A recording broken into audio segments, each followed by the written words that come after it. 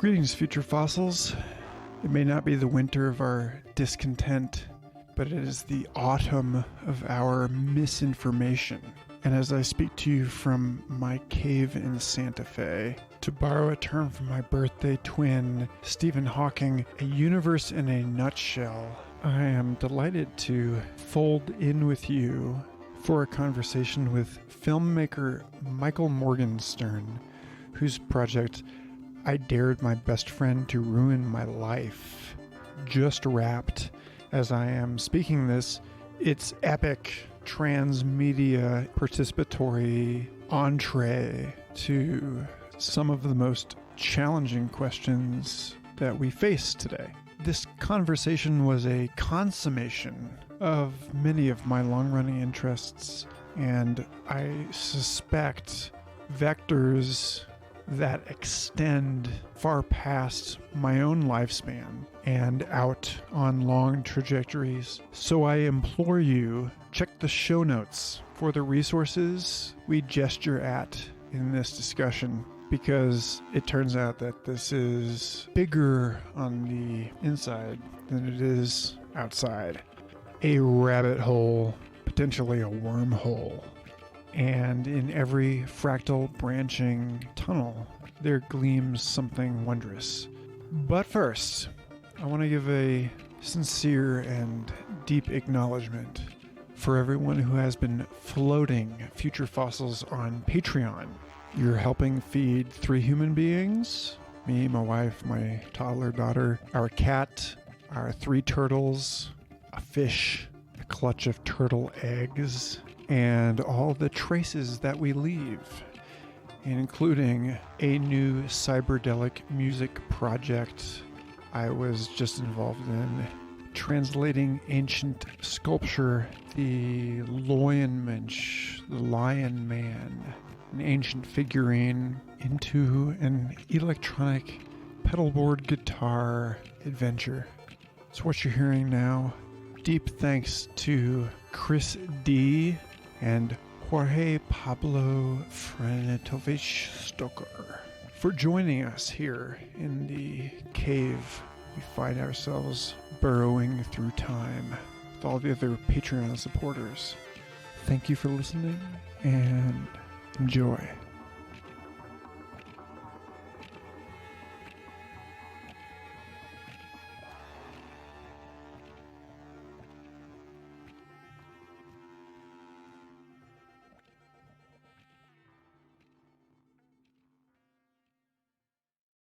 All right, then, Michael Morgenstern, it is a pleasure to have you on Future Fossils.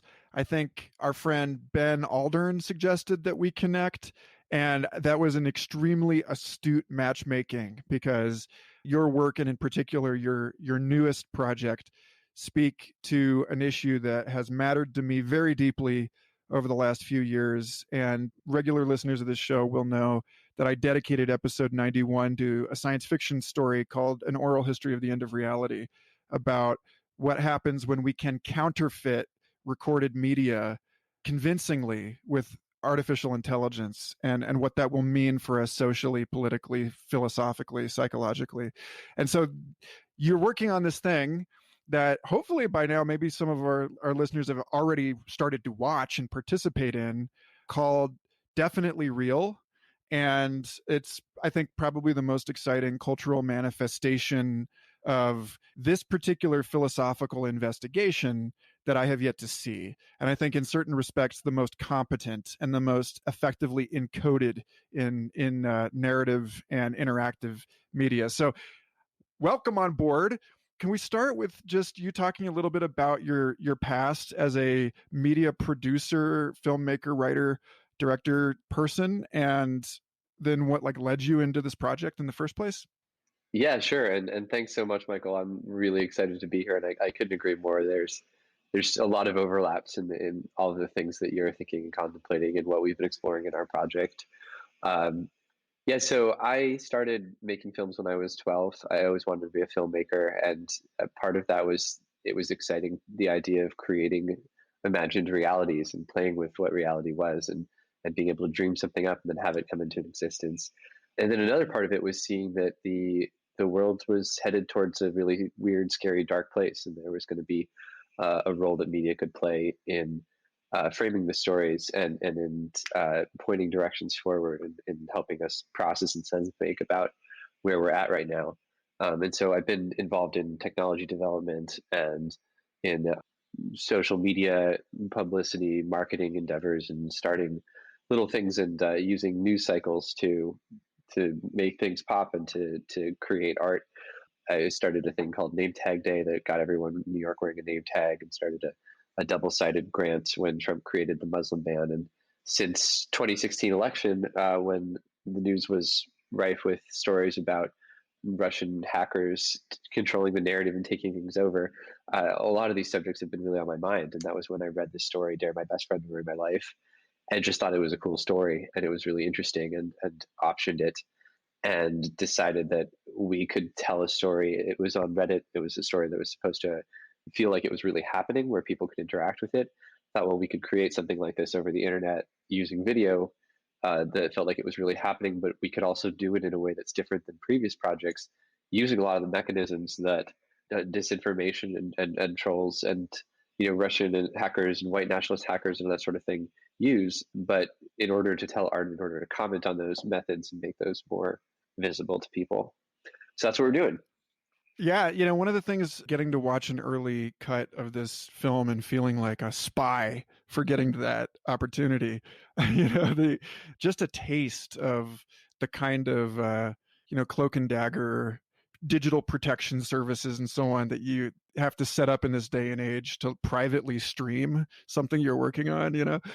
Watching this, one of the things that was really impressed on me was how your appropriation of certain idioms, like the way that you are weaving the kind of like YouTube selfie vlog into this, the way that your characters are soliciting engagement in the episodes themselves, like they're in a conversation with the audience as it's happening, was, I think, a point of note above and beyond your treatment of deepfakes and cybersecurity and identity theft and all of the sort of unreliable narrator stuff that comes along with that.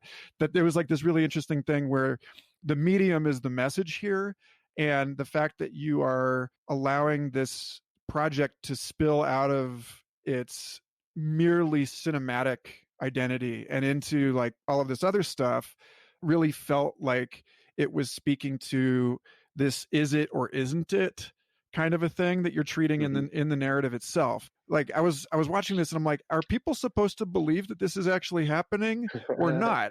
Like I think most people are like smart enough to be like, well, there's no way that you could have filmed this whole story unfolding like this and it also be like actually happening right now. But Right. it's like you're really like messing with people's heads in this regard, and I appreciate I would say that. yet, and give it 10 years and you absolutely will be able to create something like this on the fly. Yeah. And I think that's part of what our message too is that our ability to spin and weave these stories. First there was Photoshop and now there's GPT-3, but when is it going to be that we can just tell a computer what story to tell and it creates this cinematic happening, and then we start having computers recreate our memories but the way we want to remember them, like that we really, I think, now are just in the beginning of the post-truth era. And maybe, I mean, we've always been in the post-truth era, but it's hit another level. Well, there's that line, Ian Malcolm's line in The Lost World, Jurassic Park, where he goes, "Oh, ooh and ah, that's how it always starts." And then there's running and screaming, and I think about that when it comes to this particular genie being out of the bottle or this particular dinosaur having escaped the park. That, when I was writing about this stuff a couple of years ago, I was thinking about it mostly in terms of the Adobe demo that had been done showing that you can train a machine learning algorithm to learn someone's voice clone them in like, right. Just a few, like 20 seconds. And now it's down to 5 seconds or less. And I was thinking about it mostly in terms of like celebrity imitation game stuff and how now, like, have you played with Reface, that app? Yeah, so Yeah. like I know you and I both know Micah Daigle, and he's been posting this hilarious stuff where it's like his bearded face on Britney Spears' body and all this stuff. But he And just it's just uses like, his own face as a reaction to things now. He'll just do reaction gifs with himself. yeah. So it's like the question of at what point does it stop being fun, and does somebody lose an eye? I think is a really interesting question I'd love to hear you speak on. Like this is like any other technology. This is not something that's purely disastrous. Like it's also fun and interesting, and it opens Yeah. up new creative possibilities in a positive way. Well, it's hard to, it's a slippery topic to even talk about because there's deep fakes, there's disinformation in general, there's tribalism, there's social media filter bubbles, and these things are all, I think the thing that they all have in common is it's artificial intelligence getting better and better at being able to manipulate our reality and what we think, but also to like target us really directly. And yeah, I mean, I see the biggest issue as the identities that we build around ourselves and the way that we've been building identity around ourselves forever since we started as a species, but that now that is hackable because artificial intelligence has put us into these different groups, has figured out how to hack that, and the science of hacking people is just getting better and better and better. And not just with computers, it's advertising has just been iterating on new techniques, and you really see like when Upworthy started, clickbait was not a thing. Like the clickbait headline that Upworthy, and they like invented something, and it was really like a piece of technology that once it was invented could be used and like previously didn't really exist. And so we're going to see more and more of that. And yeah, but I think that these things like deepfakes really just hack our tribal identities using this like information system that we're in, and that's what makes it's a systemic thing. It's interesting you bring up the Upworthy thing because that's absolutely a ball that rolled uphill to the New York Times, like the way that now elite journalism is harvesting attention. That Yeah. it's just an interesting note on the way that like innovation happens sometimes in the margins or like in the lowbrow, and then it gets absorbed up and normalized in this way that like that sort of suggests to me a trend in which you and I find the future just unbelievably crass. But at any rate, that we're already like I'm already thinking about being an old man, like not being able to hack it. But yeah, so and your movie does a really good job of making me feel that way. Just in terms of being somebody that was using desktops in grade school, but didn't really get into like instant messaging until high school. And I worry that in a way that I'm not sure my parents worry about being unable to compete with this kind of evolutionary arms race that you're talking about, that there is this thing about rising to the level of your incompetence and then getting usurped by some like precocious young buck. And I think like in a way, every generation is going to just slap the generation before it with that kind of thing faster these days is how it feels right now. And like just the amount of technological know-how that the young characters of your story are demonstrating is in many ways very hopeful, and in many ways also contributes to this understanding of like, I don't know, there was something very, I don't know if you really want to go here into too much depth or detail, but there was something very Fight Club when you're talking about the tribalism and the identity piece of it that I found something very deeply, like you were translating some core ideas of Fight Club in a way I found really appropriate for our time, and one of which included the Fight Club for smartphone world, and like one of those things included the way that your protagonist and antagonist, your two lead characters end up marshaling these nerd armies behind them online, the way that like 4chan and 8chan, like we've taken on this sort of distributed uncredentialed vigilanteism online. That's really scary. And like you don't know what you're doing with Project Mayhem. Like Project Mayhem has its own agency. You're participating in something that's bigger than you as the celebrity face of it, and so at what point does that turn on you is a really interesting question. Like how can we really trust these unmonitored self-policing? It's kind of also like a Watchmen question, right? Like when we all become technological superheroes, who's watching us? Who's making sure that we're not just screwing each other over? Well, there's a lot of Project Mayhem and Team Takedown for sure, and I think one of the biggest through lines is that it's not so much about a particular ethos; it's about a rage. It's about this underbelly of emotion and frustration that people feel, and wanting to act that out. And there's something really really primal about that I see happening in the world around us right now. One of those examples, I think, I'd like to hear you speak to, so that it gets us back onto the implication of this stuff for the world stage. Of course, that there's a strong rhyme in your story with the kind of sort of dark revolutionary attitude that is openly espoused by people like Donald Trump and Steve Bannon, who have pointed to a particular book, The Fourth Turning, as the anchor point for their political philosophies and like what they believe is their role in history. And this book talks about our society, Western society in the United States, being on the cusp of this sort of metamorphic collapse. And like when you even hear the New Agers talking about how we're all the imaginal cells of a caterpillar that's going through its metamorphosis into a butterfly, it's like, well, that's all well and good, except like we live in a world where certain people imagine themselves to be at the helm of that transition. And it's like, oh, you're actually guiding this historical process, are you? Or like you're the Luke Skywalker that we're going to put into that particular chief seat, right? So I mean, when I compare this kind of thing to shamanic warfare, is like this very much feels like what we're talking about now, where ayahuasqueros are shooting psychic darts at one another in the Amazon all night, and that like that's really what like media warfare is. Well, I think that's a great point too, that there's a huge leap between saying that person needs to be taken down or something needs to be done about this, to saying I am the person to take that person down, and also everything else that I say is correct. that we see people taking that leap really really quickly, and it goes from moralism to vigilantism really fast. I think that we've just accepted that. We've seen, I think, over the past year, especially, the idea of vigilante justice much more acceptable in the United States. Somebody killing someone because they deserved it on the street is not how this country at least espouses its own beliefs, and it's become the way we operate in some ways. Just now, you talking about this really kind of reminds me of Deadwood, the Wild West generally.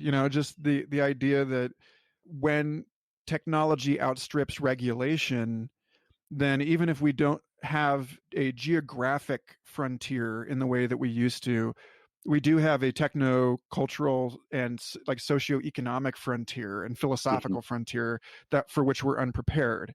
And I remember a few years ago, Edward Snowden and John Perry Barlow had a really great conversation about this and like the problems of bringing a sort of frontier attitude into the future of this country. Yeah, I don't know what your thoughts are on all of that. Oh gosh, which part of it? Where are we standing? What do you see when you look out onto this frontier? What are your hopes and your concerns? And I don't know, in some sense, maybe we're jumping the gun. We're only 17 minutes in here, but like, what do you expect us to be able to do about this?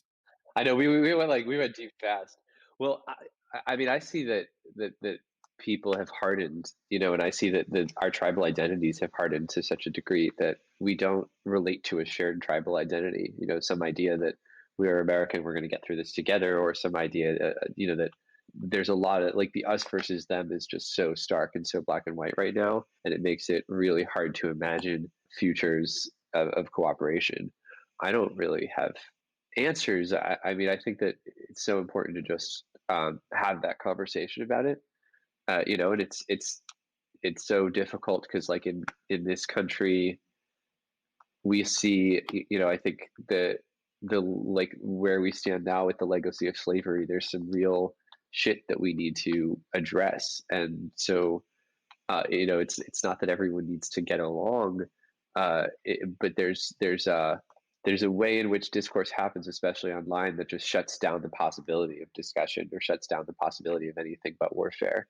And I think we need to figure out a different way to communicate about critical issues if we really want to see progress on them. So I'm an advocate for just talking directly to people, and I think I think the more we can be having direct conversations face to face or on the phone or over Zoom calls instead of anonymously over a screen. I also believe there's millions and millions and millions of dollars has been poured into technology designed to harvest our attention and get us clicking, get us outraged. Millions and hundreds of millions of dollars has been devoted towards getting us to believe certain things about the system, getting us to vote for certain people. And almost nothing has been spent with the intention of creating greater empathy and greater conversation. And like my dream would be to see like hundreds of millions of dollars poured into projects just designed to increase connection and vulnerability and empathy. That when you're really serious about something like this, and when we're in the face of such major obstacles, what political operatives do is they pour a ton of money into it and they hire the best people and they try a whole bunch of experiments and they learn what works and they keep iterating. So I think if we as a society are really serious about creating a better future, that's one way forward, because it does take resources and attention and time, it's taken a lot of resources to fuck the world over.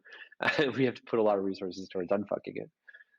It's interesting to think about what that might actually look like in practice, because the thrust that I keep sensing in that whole conversation is about disintermediation. Like I was just speaking to Burning Man's resident philosopher, Caveat Magister, on the for this show, and talking about Burning Man VR, and like he's been very sympathetic and impressed by all the volunteer work that's gone into it, but also critical of the unquestioned enthusiasm for being able to duplicate Burning Man convincingly in an environment where we don't really understand the technological affordances. We're not embodied in the same way. He pointed out that we don't know how to give a gift in virtual reality yet, and like that's so central to Burning Man. Like, how do you how do you like make eye contact? At least people are thinking about that, asking that question, and we're not prepared yet, I think, in certain ways to have our humanity online in ways that it needs to happen in order to maintain the fabric of our communities. And that's a no-brainer to anybody who's been living through this pandemic. I think it's pretty obvious, but that's I think it's important to differentiate between what is once and for all and forever impossible, and then what will become possible, but then continue to open up sort of dangerous new counter possibilities also. And so when I think about all of that stuff, about like what it's going to take for us to have the kind of intimacy and trust relationships that we have online, I think that's also going to open up its own sort of black box of horrors. And so it gets us to this thing about how do we unplug, and when do we unplug, and what does that look like? Not for some abstract sense of it being your mental health, but a concrete sense of the importance of being able to trust what you are hearing and seeing in this world. Because like that's when Regina Rini, I think at York University, wrote this essay about deepfakes and the epistemic backstop, and she was talking about, we had this brief beautiful window in history where we could trust photographs and we could trust audio recordings. And it was even though photo manipulation and audio manipulation have been around forever, as long as the media themselves, it was never convincing in the way that it's convincing now. And so we're at a point now where it's it's going to be an arms race of counterfeiters and forensics specialists, and ultimately that what is lost in that process is our ability to trust certain things in a court of law or in the court of public opinion. And ultimately her concern was something I think you've already pointed to, which is that it makes politics kind of unscalable suddenly, because you're having to participate in political issues about things for which you cannot possibly be there in person. And so like it really feels as though to me the outcome of this, the actual healthy adaptation to this new media environment, is one in which governance is largely redistributed and restored to like local, regional, and like neighborhood level stuff, and that it's going to get really, really hard for things to cohere at any level greater than that until we figure out how to trust our video recordings again. Right. Yeah, I think that, yeah, those are all great points. That was a hell of a rant. Sorry. Yeah, no, I mean, I'm with you 100%. And, that's a thing that our project explores very heavily, both in an intellectual but on an artistic sense, like that feeling of not knowing what to trust and not knowing what's real. And like just the uncertainty of existing in a world where reality is sliding under your feet, both from the way that we're releasing content online, so that it's blurring the distinction between you, the audience's role, and what you're watching, but to the main character, Xander, like his journey. I think the question, yeah, will we be able to trust things? And the most dangerous end state there is this throwing up our hands and saying, well, we can't trust anything. So I'm just not going to believe anything that I hear, and I'm just going to believe what I choose to believe, because there are things that are more true than others, or at least there are things that are falsifiable, and some things are lies. I think a more interesting question, or an interesting question to me, is not just can we tell what's real, but can we unsee video? And that's a big question that I don't think we have the answer to yet. We're incredibly adaptable creatures, and so I think that we probably will find a way around it, but we really just don't know. So, like, there's a thought experiment that I like to run through. Imagine that you are in a relationship and you get a FaceTime, and you pick up the FaceTime, and it's your partner of 4 years, and they are clearly upset, and they go on a rant about all the things they're upset with about you. And these things they say hit you to your core in a way that almost nothing anyone has said hits you. They just prey on your deepest insecurities, and then these things that you sort of thought your partner might have thought, and you kind of thought everyone thought, and you realize that this is what your parents have been warning you about. And then they hang up, and you start to realize that all the things you worried about regarding your partner were true. That these little doubts and uncertainties you had about them, like they were displaying exactly that, and they won't pick up the phone. And you talk to a few friends and you realize this whole thing was a mistake. And then the next day they call you and they say that their SIM card was hacked and it was an AI deepfake. And the question is, can you unsee that video? Can you unexperience those feelings? Can you unbreak that relationship? And I think that I have an answer for that now that is actually, I think, quite exciting. But please. Yeah. Well, it's a very scary proposition. And then thinking about, well, it might be possible, likely will be possible, to deploy an attack like that on thousands of people if you wanted to, to be analyzing everybody's speech patterns and doing this like a botnet, and just getting everyone to get broken up with by their partner on the same day. And it's just like a bomb you drop on a country or something. But if we do live in a reality, that would take a city to its knees, at least for a few days, for sure. Oh my God, just heartbreak. Yeah. But if this kind of attack became so commonplace, if artificial intelligence was really able to prey on our deepest weaknesses, there would only be one adaptation we could make, and that would be to have all the elephants in the room out in the open. And our deepest vulnerabilities and insecurities, and somebody saying you're fat or your like nose is crooked or something like that, would be things we talk about and joke about, because that's the only way to make them not be our insecurity, our vulnerabilities. And that's actually kind of cool. And if the idea that we could get so non-reactive, we would have to, for survival, get so non-reactive that our partner would call us screaming, and we'd first say, okay, what's the safety code of the day? Tell me your mother's maiden name. Like just very calmly anti-bot detections. Yeah. So I think in some level that is going to come to pass, that our elephants will have to come out of the room, because they're major vulnerabilities for us right now.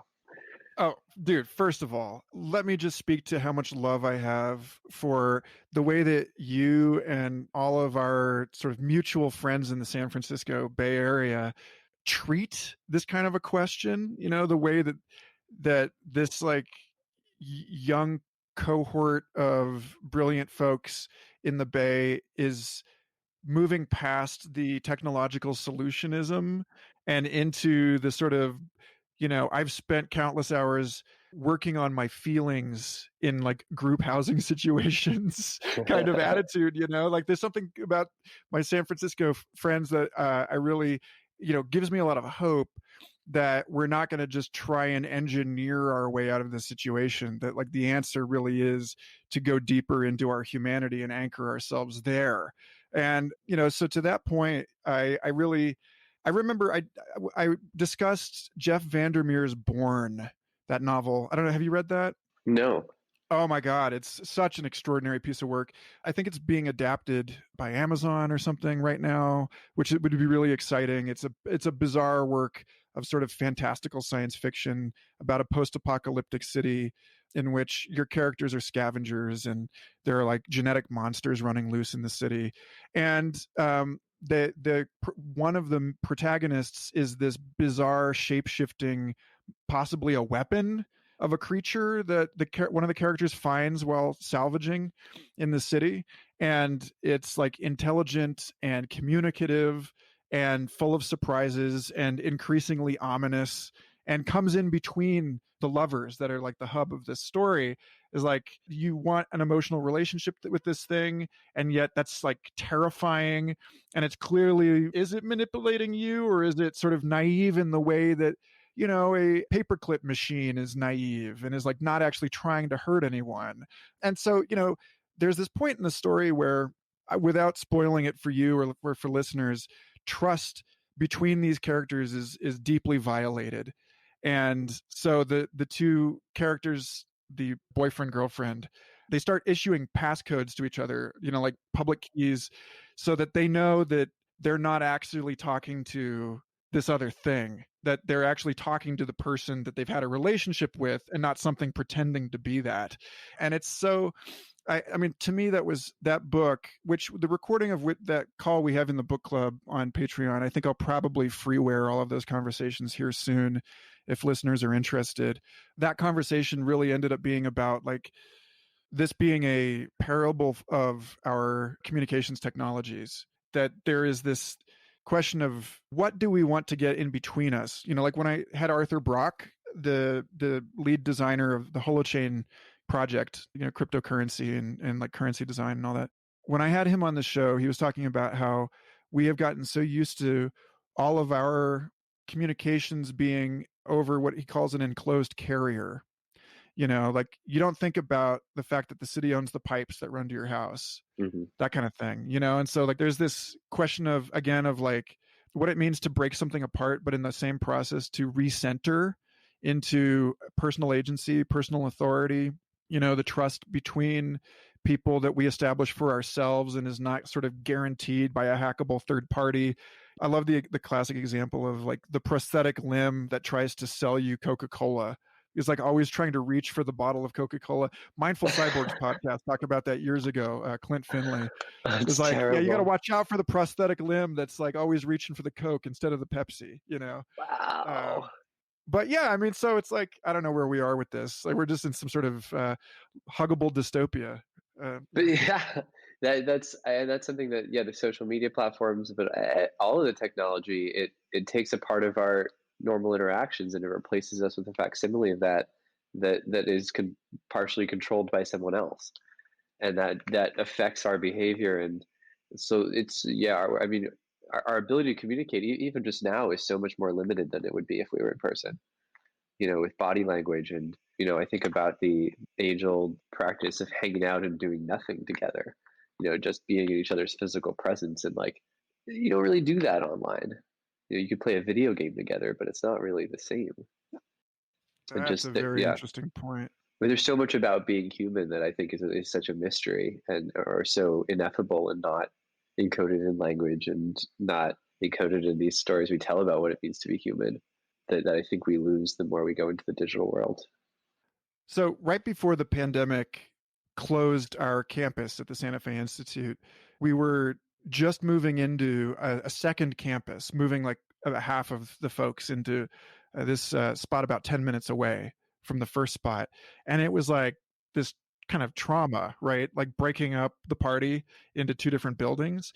And we were trying to resolve how we can actually preserve the serendipity of all being in the same building and just being able to run into one another.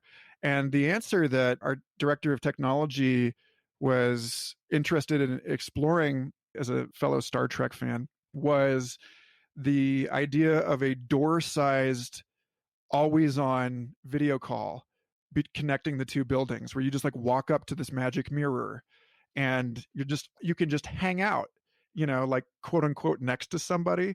And it's like funny that was like the direction that we were headed right before the pandemic obviated the entire thing and just sent us all home, but like there's like something, I don't know, there's something about like we are clearly through that looking glass this year.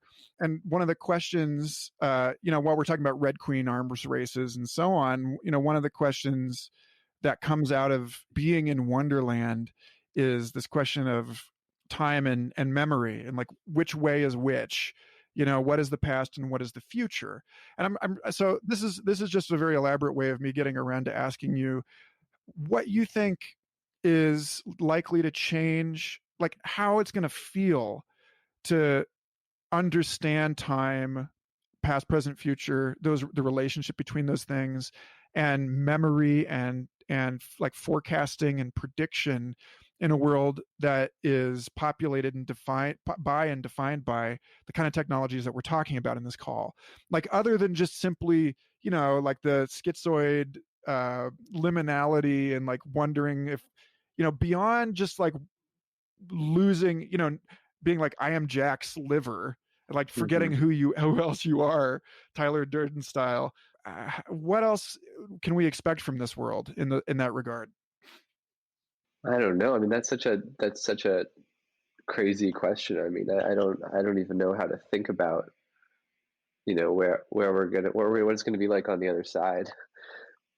Yeah, but I mean, I just have little things to add. But yeah, I think moving away from the groundedness of like mutually established frameworks, it's going to be, I think the world is just going to continue to feel more and more like a dream state, and I think it already does. And it already does feel like, and I actually, it was a week and a half ago, I was working very hard, working like crazy 19-hour days, trying to lock picture for the movie.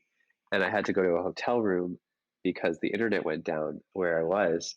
And so I'm sitting in a hotel room and it's like 4 a.m. and I'm working on editing this thing. And I just have a moment where I'm like, wait, okay, the world has been taken over by a global pandemic. Everyone is interacting over the internet.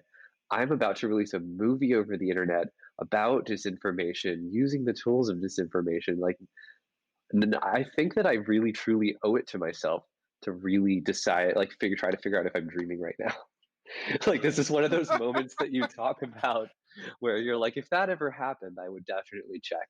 And I was like, nothing about this seems like a natural course of events or progression. Like, this is absurd.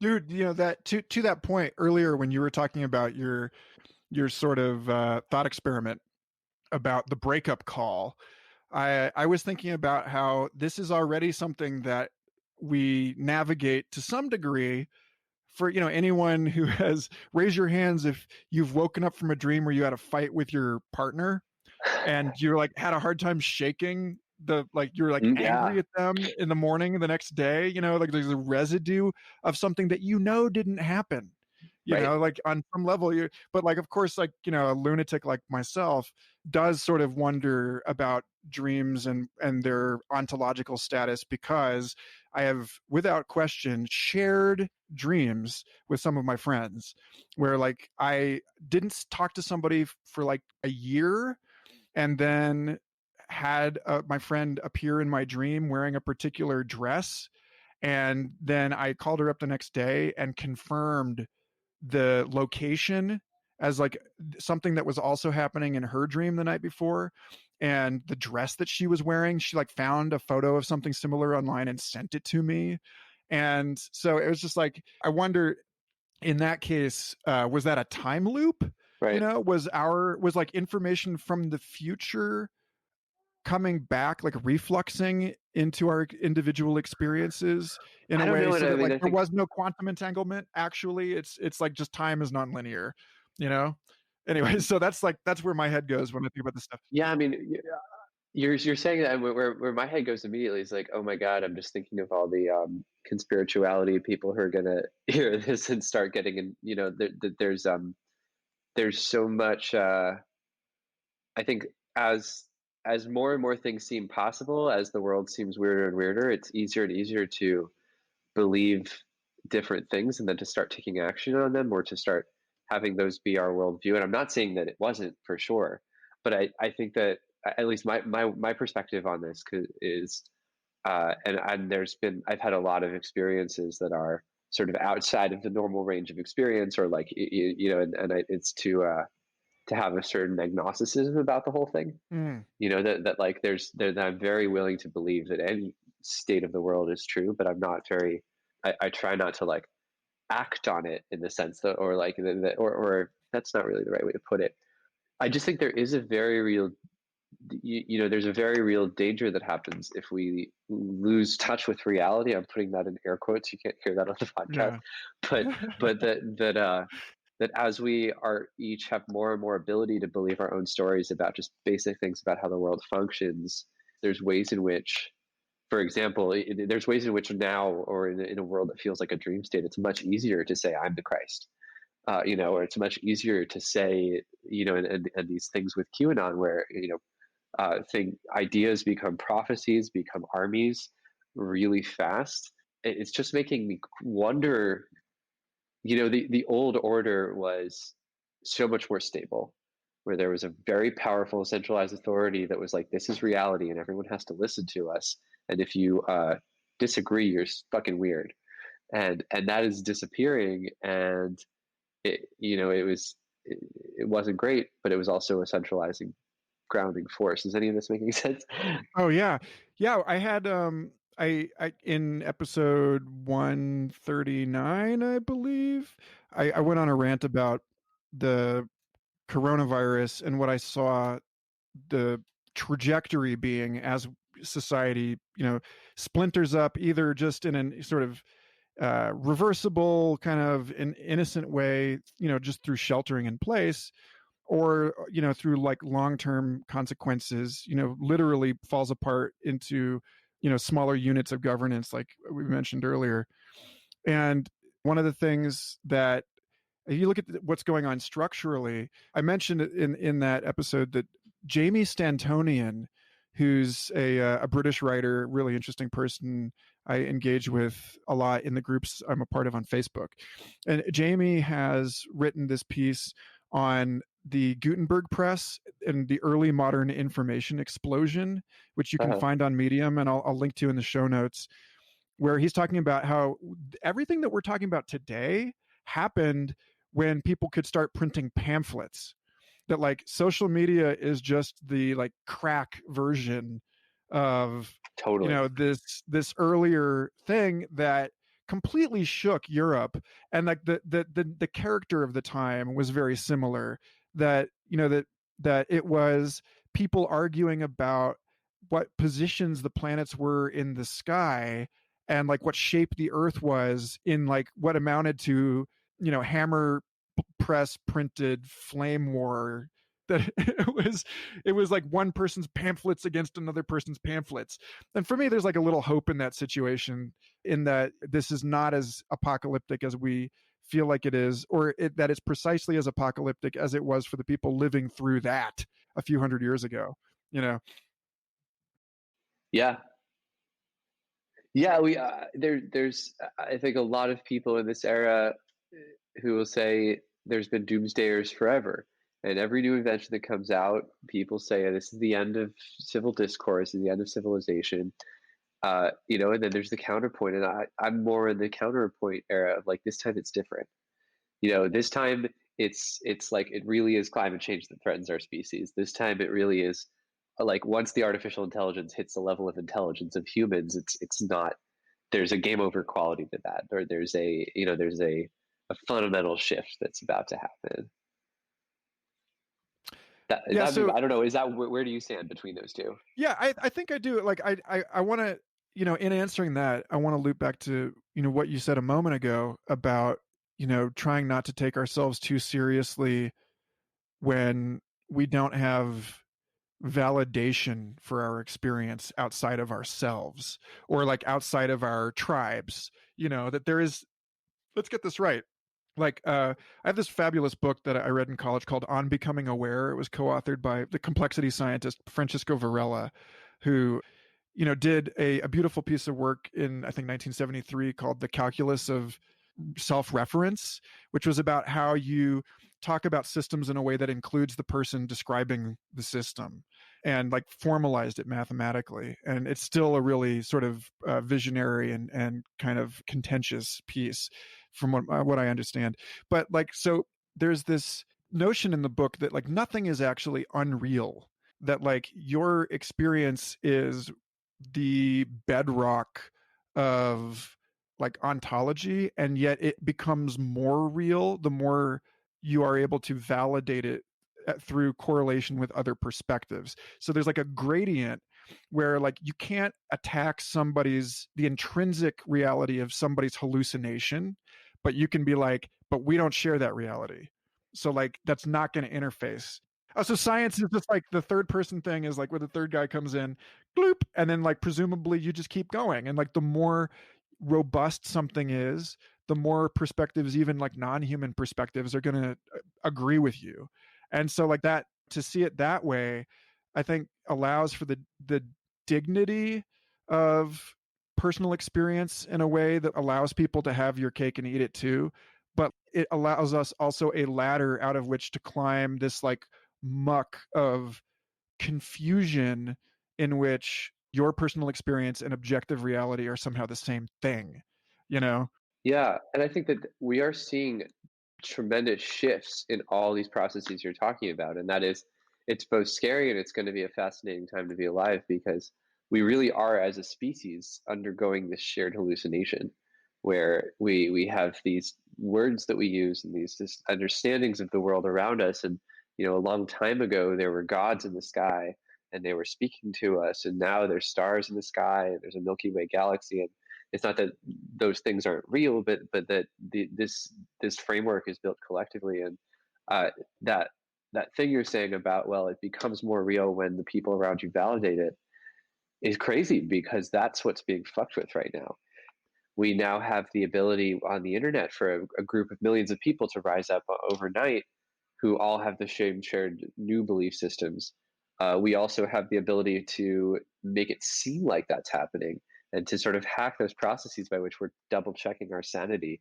And you see that with like, QAnon, for example, how quickly people can go totally off the deep end to really believing there's a giant group of pedophiles and that aliens have landed, and that, once we start reinforcing all that stuff, I think it's remarkable what you can get someone to believe.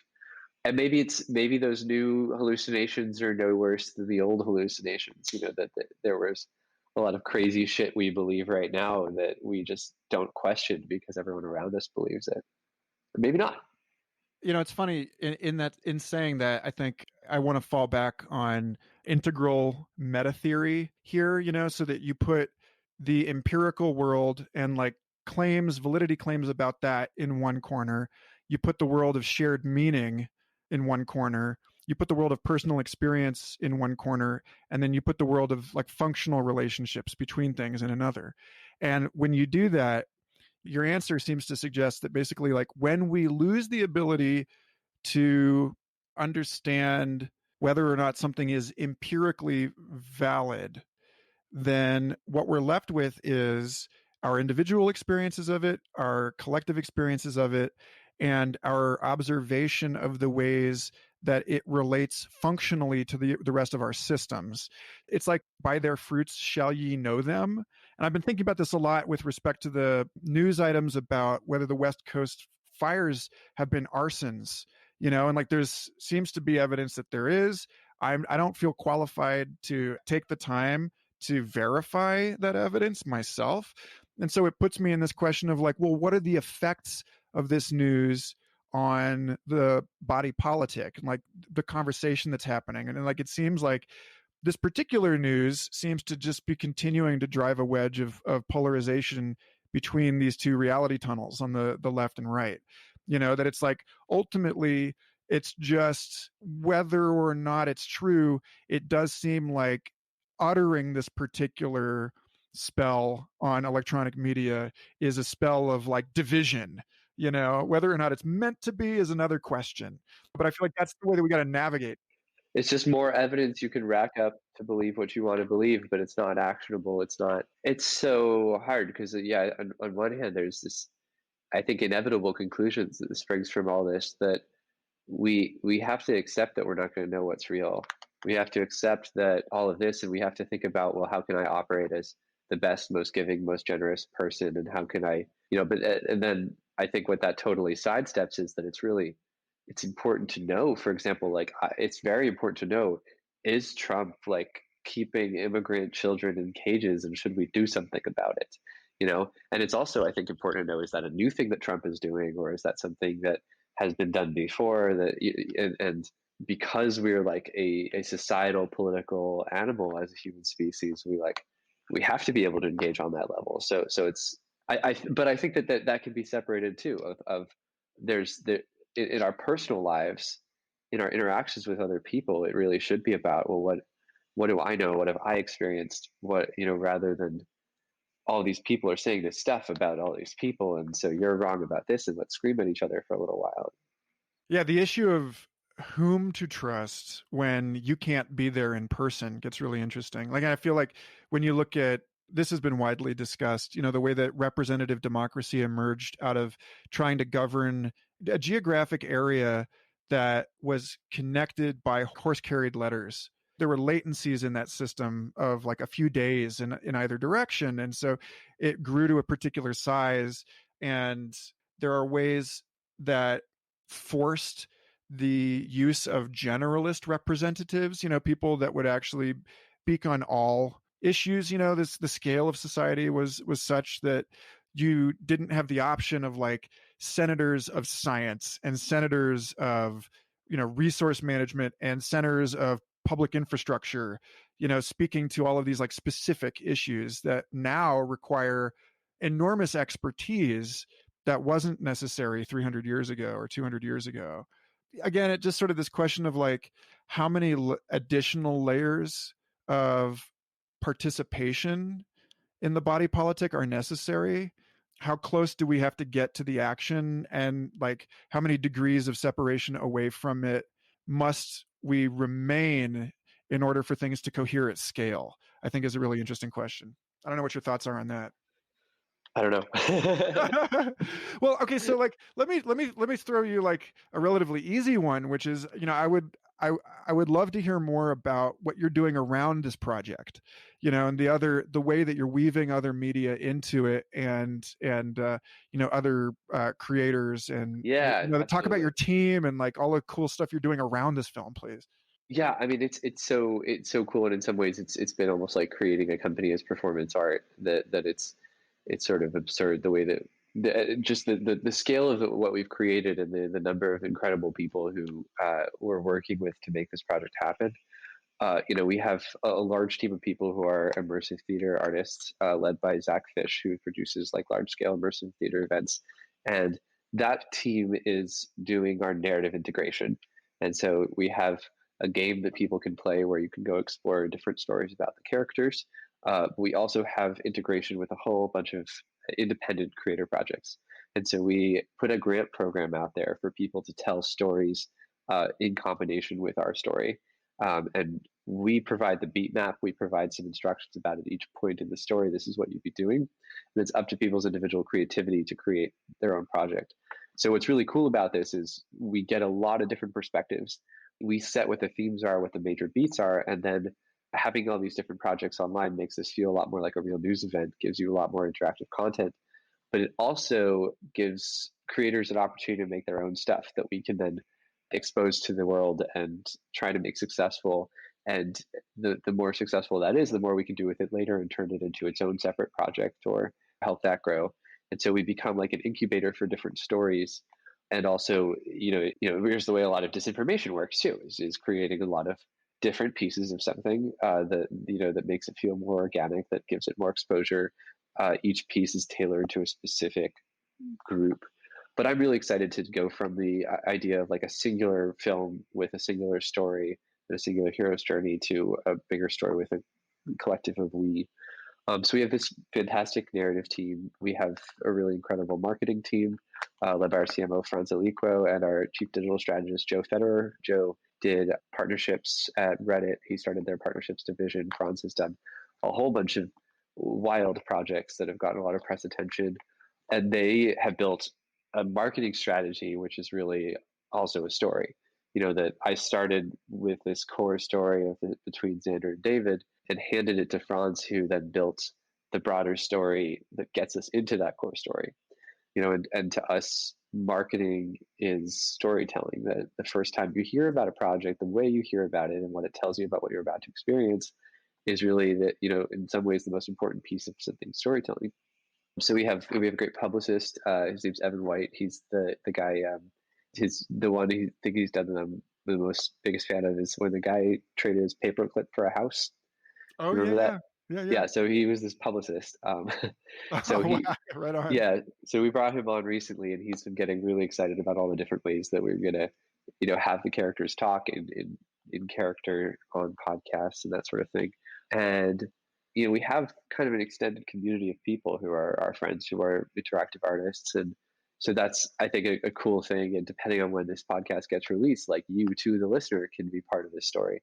Like there's a lot of ways that you can play a role just by creating a character, just by interacting with these characters, or just by watching it and talking to your friends about it.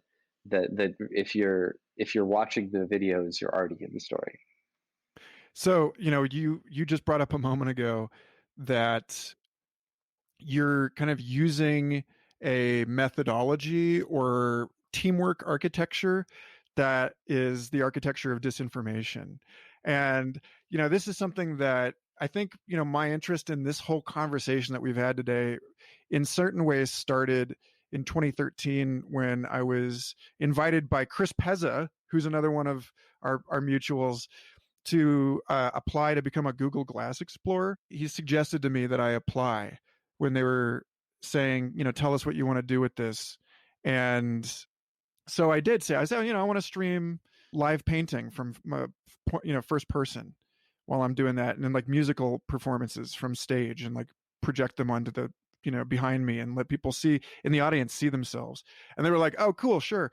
And then I realized that what I had, this program started right when Edward Snowden came out with his revelations. And suddenly it was like the party just went like, like all of the air was sucked out of the excitement of this thing. And I began wondering, the principal thrust of that project was, for me, how do we appropriate military technologies, in particular like surveillance technologies, but it's equally true of psyops and information warfare, because the two are like indistinguishable from each other at this point in certain regards. Yeah, it is. There's like a word I want. So like Yeah. What I want to know is like your broader thinking around this and like other ways that you kind of wove a philosophy into this project that is like appropriating a weapon and turning it into a creative instrument. Yeah, well, the intention of the project is that, for a moment you might think it's real, but everything about it is screaming that we are fake. We're not a real thing. From the fact that we're not talking about, the real sort of hot button issues. We don't talk about abortion. We don't talk directly about Donald Trump. We don't talk about, anything that is in the news explicitly. It's all through metaphor to, the fictional characters, the produced content, the sort of larger than life stories. So we wanted to make something that was exactly like a fake news event, that was exactly like somebody wanted to wag the dog and pretend something was actually happening, but everywhere you looked you could see that it was fake. And so the structure of a fake news event would sort of pop out against the background, because it's not part of this noise, and it's not, you don't normally, if you make something about abortion, it's like you can't make performance art, meta art about abortion, because immediately people start talking about it. And it's really hard to make meta art about these issues because they're just specifically designed to inflame people. And because we've drawn these border boundaries, I think the other thing that we really wanted to do is frame this conversation using these characters, that the characters represent, like you were talking about in the beginning of the podcast, major forces in our world or different players in our world. And depending on who you are, you might think that one of the characters represents somebody or represents their opposite person. And I think that, whenever we watch a love story, for example, it gives us a space to think about our own love lives, that we naturally project our own stories onto characters, and experience ourselves through that. And it's, my hope is that People will say like, oh, you're being such a Xander right now, or like this is like that. People will relate their own lives and their own moments to this. And I think that part of the issue with disinformation is just that it's so big and so amorphous and so confusing that it's really even hard to think about. And hopefully this does some step in doing that. I guess there's, the question with your film in certain ways is also the question raised by Jeff Vandermeer in Born, when Born itself asks, like, am I a weapon? Am I a person or am I a weapon? Uh-huh. And this question, in I think with Definitely Real, is like, is the phone a tool of empowerment? Is it a creative instrument, or is it a weapon? And obviously the answer is complicated. But, I guess I just, as a sort of parting thoughts, I'm curious about how specifically you navigate that double-edged sword with, even like with your own film, which Yeah. in certain respects is almost like when the drug counselor came to my high school and taught us all how to cook meth, like showed us, this is how you do it, so Why? don't do it. Like it was meant to be, it was like a school-wide, we all gathered in the auditorium, everyone was there. And, and they were like, all right, this is how you cook meth so that you're grossed out, so that you realize what's in it. And I feel like parents try that with beer all the time, and it's like it seems like it backfires. It's like that like if you're gonna have a sip, you got to drink the whole thing, and people are like, this is so gross, and then an hour later they're like, it's so fun to be drunk. I think it's, maybe more charitably, because I am talking about your film. I think it is like, this is evidence, at least in my case, that it's like what you were saying about just like a full disclosure world. It's like when you really understand how this stuff works and what that world it feels like on the inside. And it's like, I think you're more likely to encourage people to think smartly about these things than you are to encourage them to like emulate these characters and like lunge after this messed up reality. Yeah, it's a common topic of discussion in our company. We have an ethical policy that we wrote because of this. We keep ourselves to it, and there's things that we've wanted to do that we have not done because we don't think they're ethical. And there's so I think that's part of it. And part of what is motivating me too is I really think that the kind of project we're making is it's not it's not going to be the last project like this. And if we hadn't have done this, someone would come along and make and that's usually a fairly weak argument, but like you see it starting to happen, like fictional stories, lying to people over social media for art is definitely happening and happen more. And so I think putting our foot in the ground and showing a way to do this ethically is really important. But I think there's a lot of big questions, and personally, like, I wonder if a world with social media is a better world than one without it, and I think some of these tools for getting everybody's attention all of a sudden by just spending a little money and having a clever idea are really dangerous. And I think advertising, especially, and the tools of advertising, and this idea that we like getting in between our relationships and telling people that they need products in order to be happy, are things that like deeply disturb me. And so I think that's, if anything, what makes this feel like performance art to me, is that there's aspects of what we're doing that are part of this world that I don't know if this is how the world should operate, but I think we have some important things to say about it. And it does seem to be a world that feels here to stay for now and is hard to opt out of, and I would love to see more people trying. That's beautiful. Yeah. I think, insofar as the pen is mightier than the sword, then you and I and everyone else crafting narratives right now is, literally, engaged in, difficult answers to these questions and in some form or another of mimetic conflict. Yeah. And so it's like really, hope affirming for me, again, to see you and your team's handling of this, to make it clear there's like certain people that you're like comfortable with them carrying a sword, and certain people you're like, gosh, they really shouldn't have that. Yep. Like, how can we safely take that away from that person? And I don't feel that way with this project. I think it's really cool, and I'm really glad to talk to you about this. Yeah. When I started telling people about this project 3 or 4 years ago, common reaction was fear. It was like, what you guys are doing is dangerous. And I was, I considered it deeply, and like, but one of my responses was like, what is about to come is so terrifying that we need to sound the alarm. And I think that is a lot more obvious now than it was a few years ago. That what we're doing is a little bit of silly play, and what we're up against is really, really major and existential.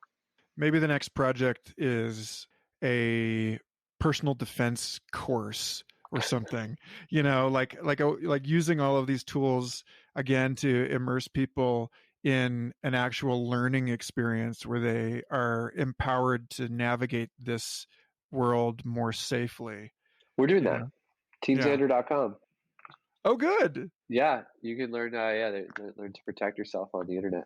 It's just a complete project then. Holy crap. Well, dude, Michael, it's been such a pleasure to have you on Future Fossils. Do you have any parting thoughts for folks?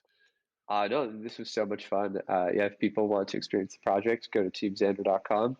Hopefully we can all help Xander get his sister back and get back at David. That bastard. Awesome. All right. Thanks again for listening. Future Fossils is an independent, ad-free, entirely listener-supported program. If you believe in the work that I'm doing and you want to help see it thrive into the unimaginable future, then you can avail yourself of all of the backstage goodies at patreon.com/Michael Garfield. Or you can just leave a review at Apple Podcasts. That's more helpful than you know.